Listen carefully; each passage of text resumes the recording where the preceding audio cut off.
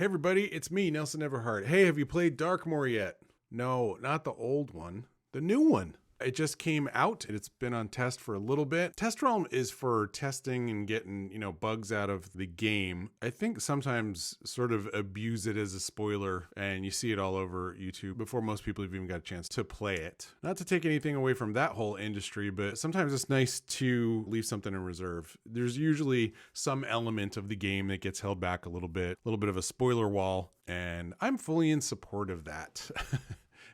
Games are a very odd art form in that they're more living and breathing because you can update them now. Incoming old man rant. Get off my lawn. Yelling at clouds. Back in my day, when we were making games on DVD and cartridges, like for the N64, which is one of the older platforms that I developed for. Not the oldest. I did original PlayStation. Back in those days, the game had to work. There couldn't be any bugs. So the music was held back a little bit from the test realm to give you a little bit more of a surprise, and I hope everybody thinks that it was worth the wait. So this is the theme from Graveholm. I think I might do a few videos from Darkmoor. So the session here is pretty modest, right? There's not that many tracks. Oh, never mind.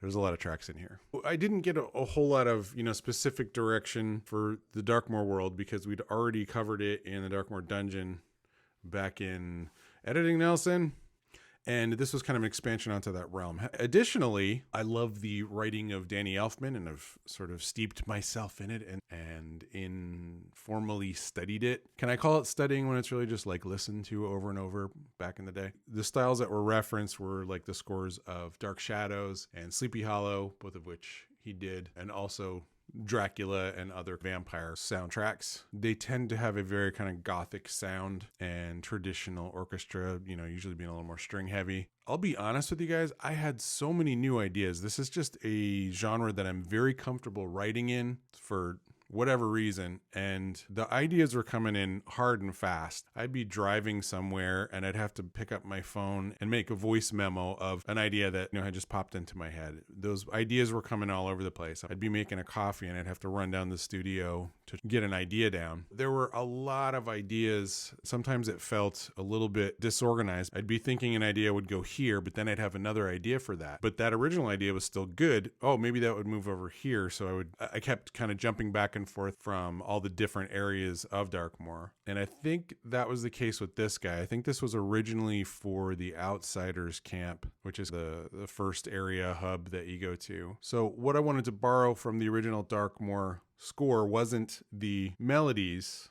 but rather the darker harmony and darker sound and the instrumentation. So a big feature in the Darkmoor score was the vocal choir, the organ, which is not something I put in a lot of Wizard 101 tracks. And we actually wound up using a lot of piano, not necessarily in this track, but I used a lot of piano throughout the rest. Another instrument was the orchestra bells. Those immediately put you in the mind of Dracula and I want to suck your blood. It's also fun when Halloween is coming up and you have kind of like a horror-inspired score. I wanted to use a lot of classic horror soundtrack elements, kind of universal Frankenstein and Dracula sound. It's one that's more spooky than it is graphically horrific. So that's kind of where the genesis of these ideas came from. Let's take a listen to it, and then I'll fill you in on a little bit more of my approach. This is the Graveholm theme from Darkmoor.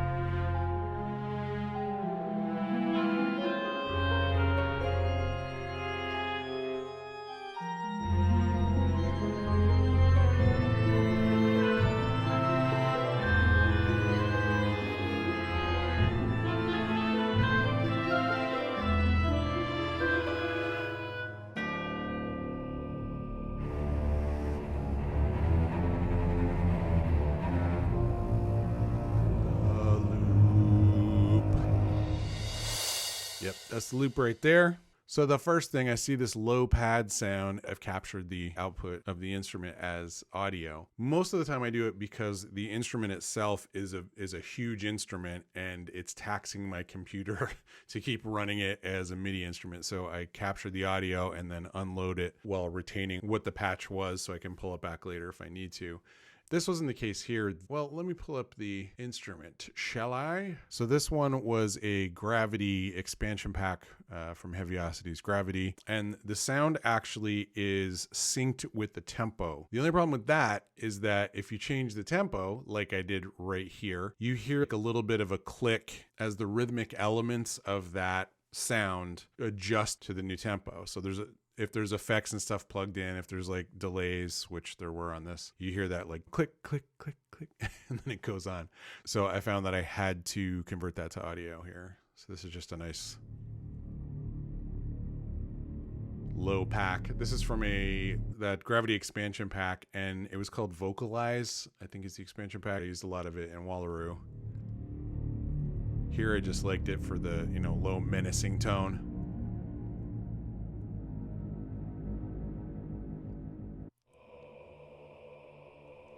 Yeah, I needed a super low men's choir. And this instrument is called Opus, and the Opus engine plays the old East-West Quantum Leap orchestra samples that I used to use back in the day, that I don't use a lot anymore.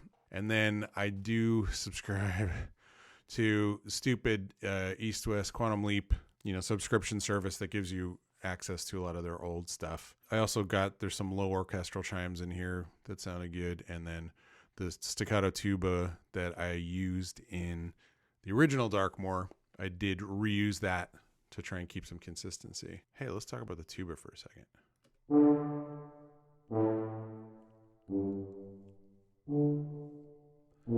Tuba can sound obviously comedic if you don't treat it very carefully. So it's only in here a little bit more in that gothic dance forms, the do da da do da da. Now the organ, I used two different organs throughout most of Darkmoor, and this is the organ that I did use in the original Darkmoor dungeon. It's the Leeds Town Hall organ. It's from a company called Samplephonics. It's a free organ. I love the history of the organ. It's not even really fair to say the organ. It's not one instrument. Pretty much every pipe organs, which get their sound by blowing air through these like enormous pipes. Everybody did that differently back in the day. This YouTube channel, Look at Mom No Computer, this guy does a lot of reconditioning of older instruments, and he ripped a organ out of an old house and is in the process of reconditioning it. I think it's a really neat glimpse into history and the fact that they were all a little bit different. They all sounded different. So that organ is definitely something that's bringing it outside the Marleybone sound, which used more of the harpsichord.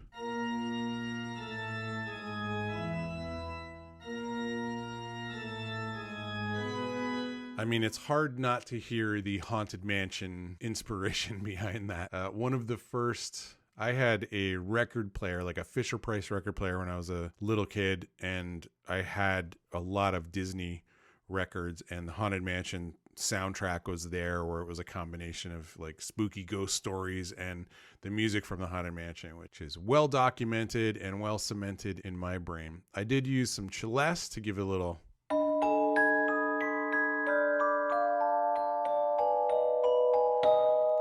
mystery. I also borrowed from like classic thriller scores, most particularly like a lot of old school Twilight Zone, that era of creepy writing, and the celeste gives it a little bit of that.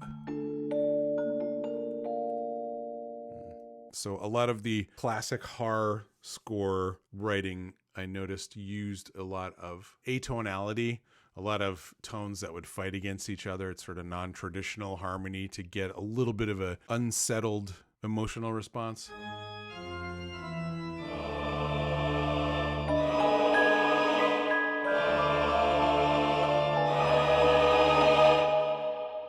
So the two chords going back and forth from is D minor to A flat minor. Those chords don't really live in the same world because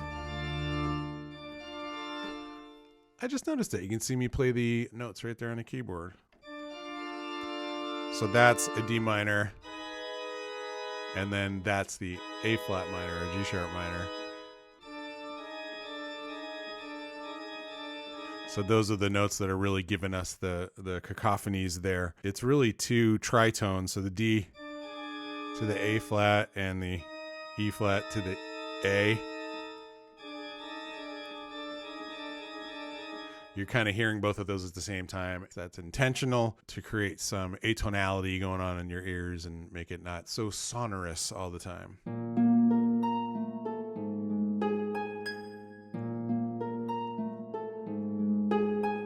The classic harp sound for Wizard 101 is this from the Contact Factory library. And there's still things that I really like about it and that it does really well. But I wound up in a few of the Darkmoor tunes using my new Orange Tree Samples Angelic Harp because it did some glisses. And I actually used glisses. I actually tried to perform glisses like an actual harpist would. So a newer library to me from Audio Bro called Modern Scoring Strings. This is sort of an update to LA Scoring Strings. In general, sounds a little bit cleaner and has a really nice clarity, a transparent character that I very much like. And you get the benefit of all of these different articulations and techniques that wind up sounding really good. And this has a little of the Dracula and Gothic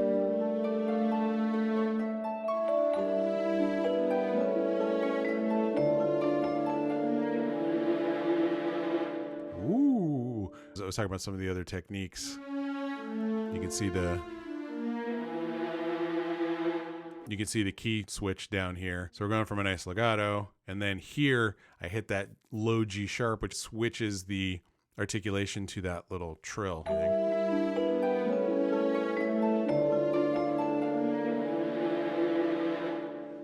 Little tremors, little shaky knees there. The flute does have a big part of this track, as it did in the Darkmoor Dungeon tune.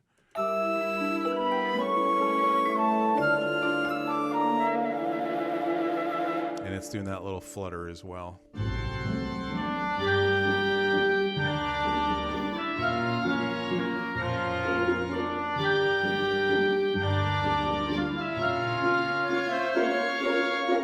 So didn't like those chords playing while the oboe and the clarinet were playing. It was getting in the way a bit. That's some of the ongoing editing that happens during the composition of a piece.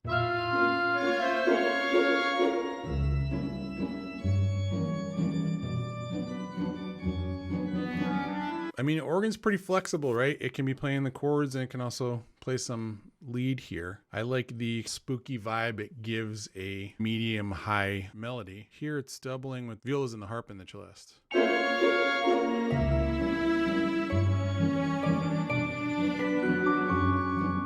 And I forgot also the bass clarinet and the contrabassoons. If you don't know what a contrabassoon looks like, do yourself a favor and go out and find one and look at it, because it is a huge honking piece of plumbing and it makes an amazing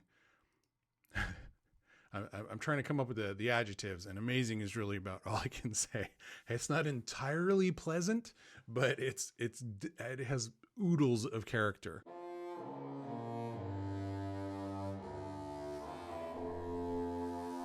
I mean, that's pretty unapologetic. I did wind up combining bass clarinet and contrabassoon in a lot of the tunes of Darkmoor. It's a really interesting combination of two instruments that don't speak really well, but they have complementary qualities, I think.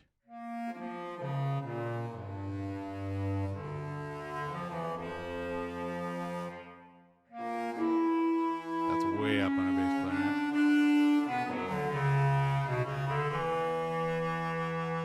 So the bass clarinet in a lot of that is playing up an octave from the contrabassoon, and I think they sing together really nicely. They make up for each other's weaknesses, especially in octaves. So here's all of those melody instruments playing together.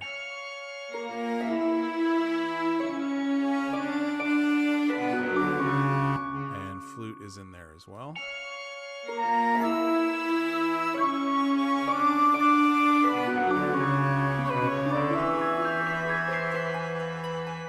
When you say stringed instrument, everybody immediately thinks of the violin. I think where the violin has a very nice clarion, a clarity, a cutting, all the C words, I guess. It has a very piercing quality that sounds really good on a lot of soaring melodies. The violin has a more woody sound, a boxier sound that really can sing, sort of like a cello. When you think of a cello playing, it's got a very mournful, boxier, not in a bad way, but like a resonant, woodier tone. I think the violas get close to that, but then also have the range to also cut a little harder than the cello tends to.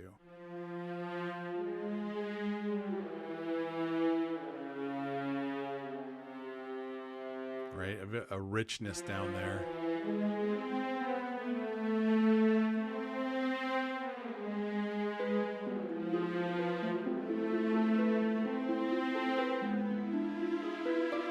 Ooh, got the spookies again. So this is a large group of violas playing all together, so it's just multiplying that richness. And something that AudioBro does really well is when you play their string sounds at the lower velocity, a lot of their sounds will go from legato, nice smooth connection between the two strings, to almost a portamento, where you're really like slowly moving your finger from one position to the other.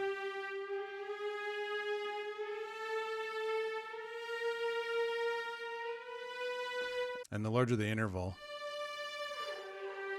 you really get that slow fall.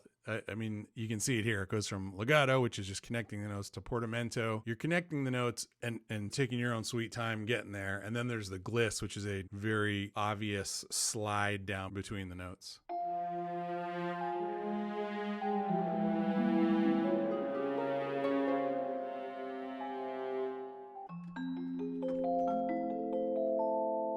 I think that sounds really creepy. It's these two chords that don't necessarily sit together in happy harmony. They fight a little bit, but it actually has kind of an elegance as long as it's being played confidently and it has a direction. Here the direction's being provided by the melody, I think.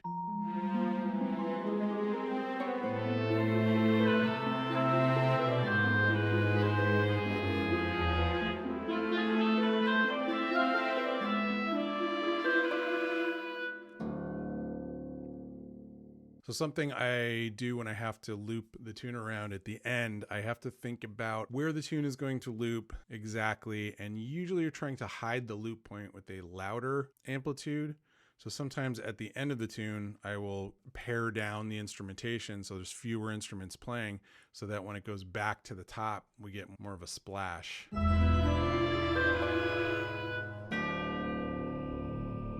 You do have to be careful not to make it sound like the end of the tune. I don't want them to be aware that the tune is looping over and over again for as long as possible. Sometimes there are reverb tails that are hanging over from what came before it.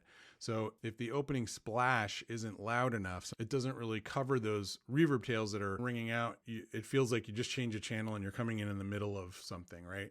So you're trying to hide those reverb tails a little bit to be a little sneakier on that loop point. So I think that wraps up the Graveholm theme. Hopefully you learned something you didn't know in there. Maybe we'll cover another Darkmoor world tune. Leave some suggestions down below and I'll see you next time. Complementary qualities, I think.